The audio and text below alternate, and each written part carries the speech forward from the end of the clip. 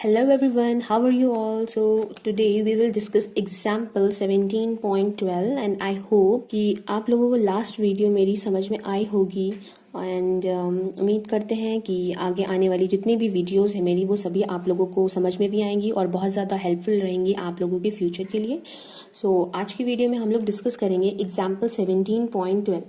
Example 17.12 बोलता है कि if T1 and T2 are two unbiased estimators of gamma theta.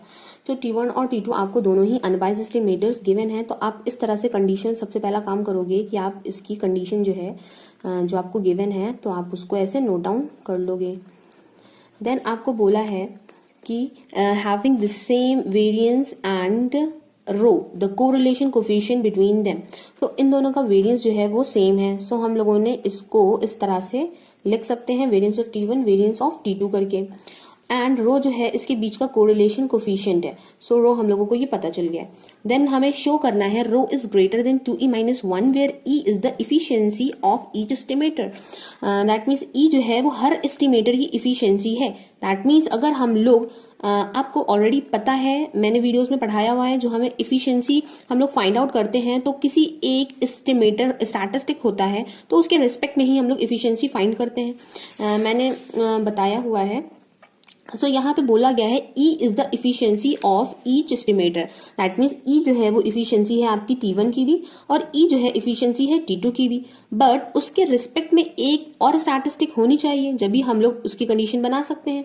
तो अगर हम लोग सपोज कर लें कि T जो है वो आपका MVUE है फॉर गामा थीटा, तो अगर हम लोगों ने सपोज कर लिया कि T MVUE है गामा थीटा का, तो अब हम लोग यहाँ से कंडीशन निकाल सकते हैं इफिशियंसी की, जो T1 स्टैटिस्टिक गिवन है।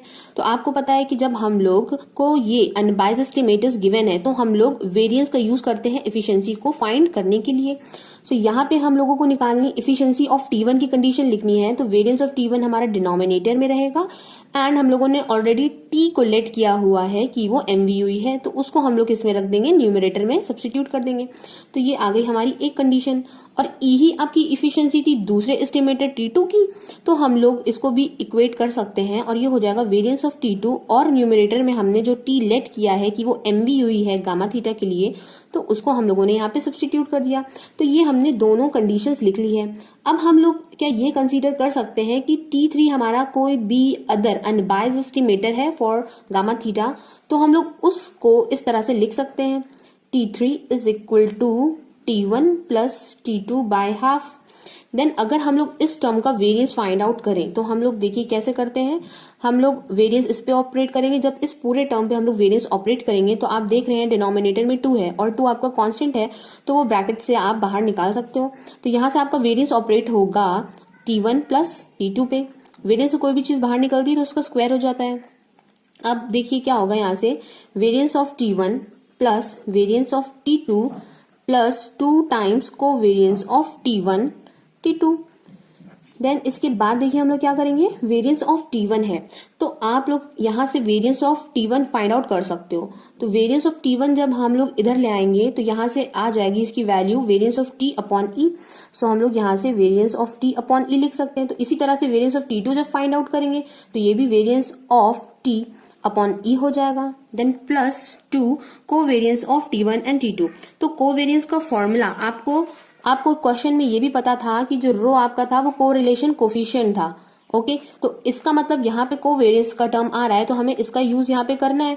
तो आपको ऑलरेडी पता है कि जो रो होता है, रो का जो फॉर्मूला होता है वो होता है कोवेरिएंस। अगर x और y वाला टर्म है तो यहाँ xy हो जाता है, बट यहाँ पे T1 T2 की बात कर रहे हैं तो हम लोग T1 T2 लेंगे and under root variance of T1 and variance of T2। तो इस वाली कंडीशन से यहाँ से हम लोग कोवेरिएंस ऑफ T1 T2 की जगह पे क्या रख सकते हैं, हम लोग रख सकते हैं rho variance of T1 and variance of T2। But variance of T1 variance of T2 की ऑलरेडी वैल्यूज हम निकाल चुके हैं, तो डायरेक्टली हम लोग यहाँ पे अंडर रूट में रख देंगे वेरिएंस ऑफ T1 की वैल्यू जो हम लोगों ने यहाँ पे निकाली थी, देन इनटू वेरिएंस ऑफ जो T2 है, तो वेरिएंस ऑफ T2 की वैल्यू भी ये निकाली हुई है तो वो हम लोगों ने यहाँ पे सब्स्टिट्यूट कर दी। अब नेक्स्ट टर्म देखिए, हमें यहाँ से दिख रहा है कि हर टर्म में वेरिएंस ऑफ T आ रहा है। ये टर्म भी जब सॉल्व होगा तो यहाँ पे variance of T upon E आएगा। ओके, तो हर टर्म में हमको variance of T upon E क्या हो रहा है, मिल रहा है, तो उसको हम लोग कॉमन निकाल सकते हैं।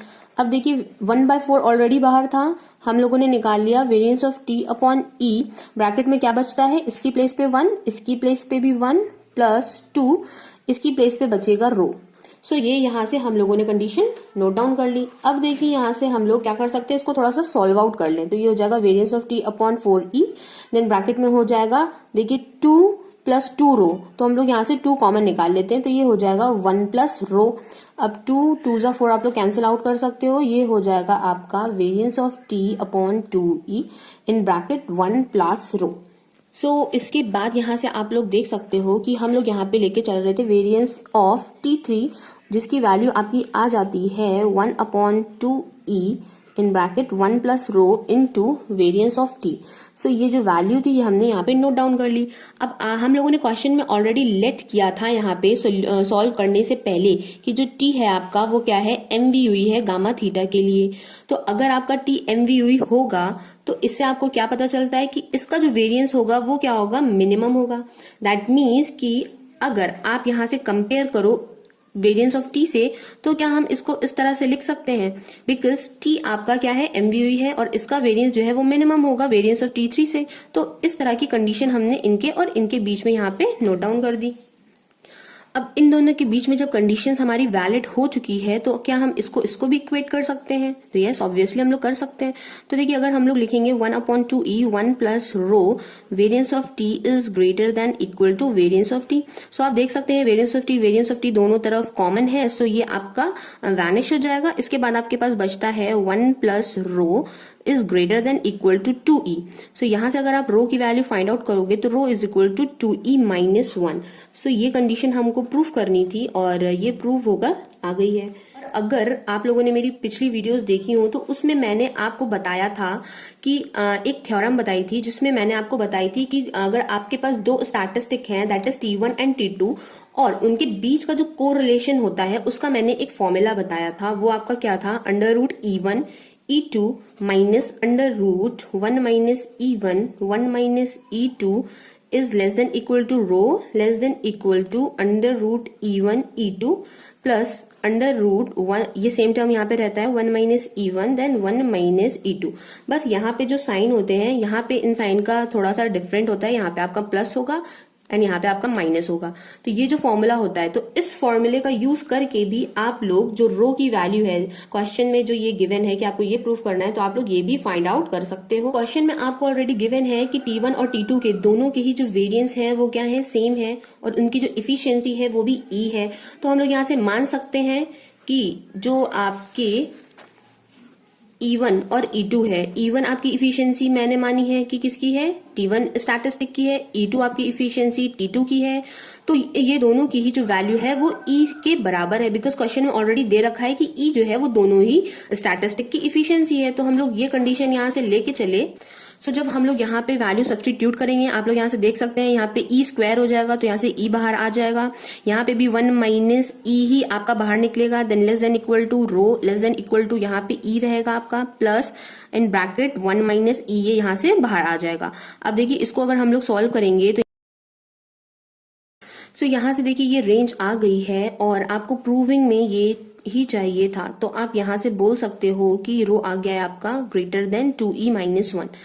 सो आई होप कि आपको दोनों ही मेथड जो है वो अच्छे से समझ में आ गए होंगे, और समझ में आए हों तो प्लीज़ मुझे कमेंट बॉक्स में कमेंट करके ज़रूर बताइएगा। Thank you for watching my video, have a nice day.